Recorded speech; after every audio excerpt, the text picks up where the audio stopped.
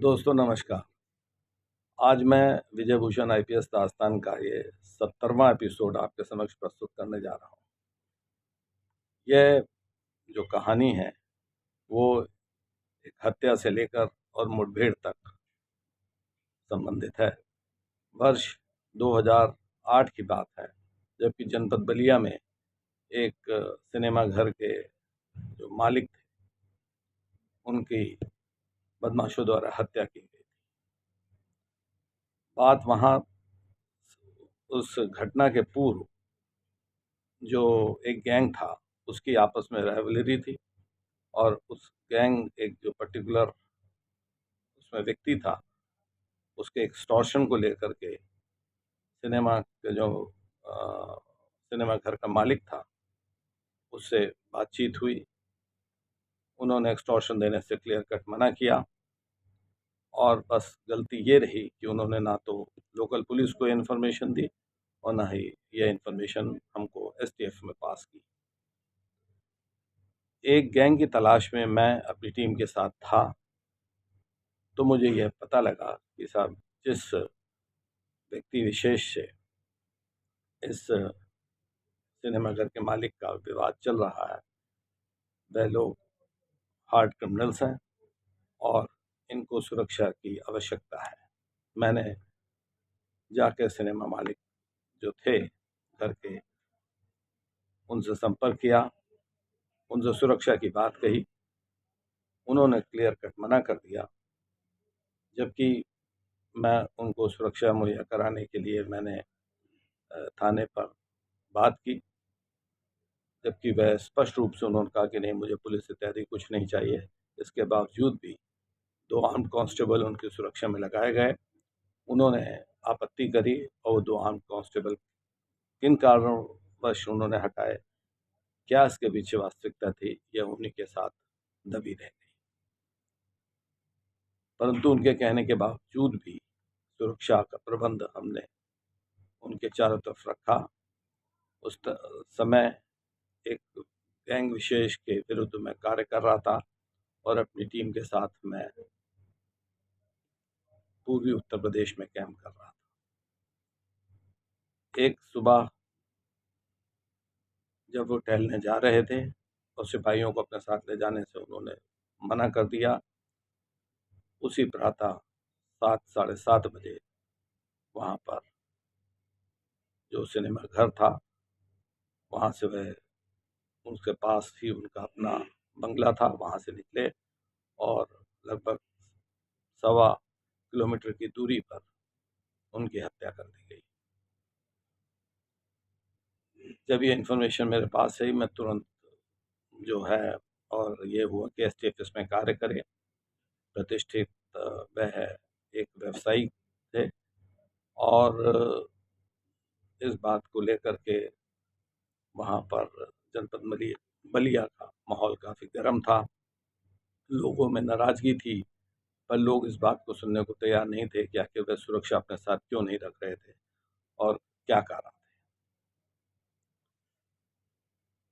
अपना कार्य जिस गैंग के विरुद्ध मैं कर रहा था उसको स्थगित करके मैं इन इस जो व्यक्ति की हत्या हुई थी उसके पीछे मैंने अपनी सारी एनर्जी लगा दी, और जिससे एक्सटॉर्शन जिसके द्वारा इनसे मांगा जा रहा था उसके पीछे मैंने अपने सारे मुखबिर और सारे टीम के सदस्यों को लगाया।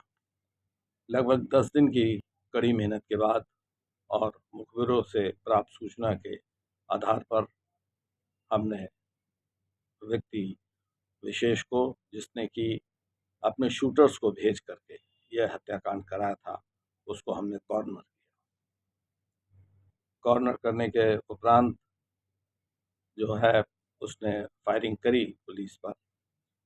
हमने उसको सरेंडर करने का कहा और उसने अपने आप को हमारे हवाले कर दिया। उससे वो थाने पर लाए, पूछताछ की, तो उसने उस हायर्ड असैसिन का नाम बताया जिसके माध्यम से उसने पैसा देकर उस व्यक्ति का मर्डर कराया था।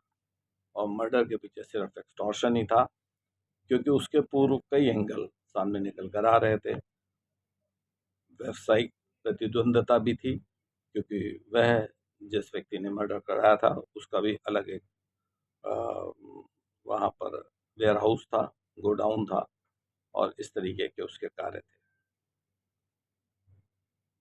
जब उसने उस व्यक्ति का नाम बताया जिसके के द्वारा यह हत्या कराई गई थी और वह पता बताया गया, परंतु उस पते पे वह नदारद था, उसकी ढूंढने के लिए हम महाराष्ट्र से लेकर जो है हरियाणा तक कोई जगह हमने नहीं छोड़ी और 15 दिन मैं आपको बताना चाहूँगा कि हम अपने ऑफिस नहीं गए और उसके पीछे लगे थे और अंततः जो है वह व्यक्ति जनपद गोरखपुर में स्पॉट हुआ। उसको हमने घेरा, ललकारा, कॉर्नर किया और उसने पुलिस पर फायरिंग की। अपने बचाव में हमने भी फायरिंग की और हुआ ये कि हमारी फायरिंग से वह घायल हो गया। घायल होकर उसे उठाया और तत्काल उपचार हेतु अस्पताल ले गए और अस्पताल में वह 6 घंटे तक रहा। मृत्यु पूर्व उससे बयान लेने की बहुत कोशिश की गई, परंतु वह कुछ बोल नहीं पाया और अंततः वह जो है मृत्यु को प्राप्त हुआ। उससे असलहा बरामद हुआ और वह असलहा जो था और जो मौके पर पिक्चर हॉल के मालिक का जो मर्डर हुआ था उसके जो पिस्टल का जो पिस्टल एक उसके पास थी और एक रिवॉल्वर भी उसके पास थी। रिवॉल्वर के पिन और वहाँ का जो उसके पास जो जिससे उसने पुलिस पे फायरिंग की थी उसका मिलान कराया गया, दोनों में समानता पाई गई और यह स्पष्ट हुआ कि इसी के द्वारा हत्या कराई गई, क्योंकि वैसे भी जो व्यक्ति कॉन्स्पिरेसी में हिरासत में लिया गया था उसने उसके बारे में पूरा विवरण उपलब्ध कराया था। दोस्तों, मेरा इस कहानी को सुनाने का एक अर्थ यह है कि हत्याकांड हो जाते हैं, घटनाएं हो जाती हैं, परंतु अथक प्रयास और अगर आपका गोल जो है वो बिल्कुल ऐसा हो कि आपको अंजाम तक पहुंचना है, तो निश्चित तौर पर कोई कार्य कठिन नहीं है। ऐसे न जाने कितनी मुठभेड़ें अपने जो पुलिस के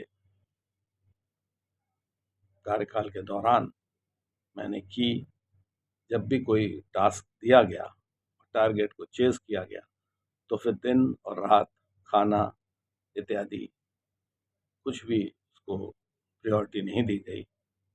सिर्फ टारगेट का पीछा करते रहे और एविडेंस इकट्ठा करते रहे और अंततः मैंने देखा कि जो भी टारगेट मिला उसमें हमने सफलता प्राप्त की। जब यह मुठभेड़ हुई, बदमाश मारा गया और जिसने मर्डर कराया था उसकी गिरफ्तारी हुई, जनता के समक्ष ये बात आई, उन्होंने सराहा, बड़ा अप्रिशिएट किया और एक लोगों में लेवल ऑफ कॉन्फिडेंस था वो जनरेट हुआ।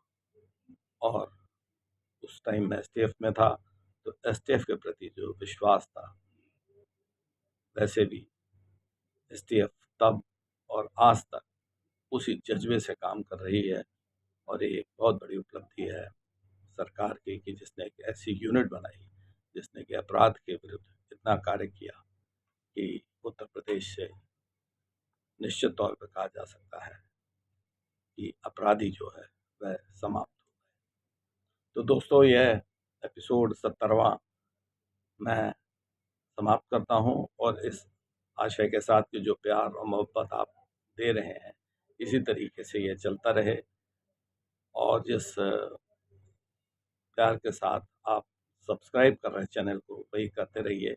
मैं 71वें एपिसोड के साथ बहुत जल्द आपके समक्ष फिर प्रस्तुत होऊंगा। तब तक के लिए आप अपना ख्याल रखिए। जय हिंद, जय भारत।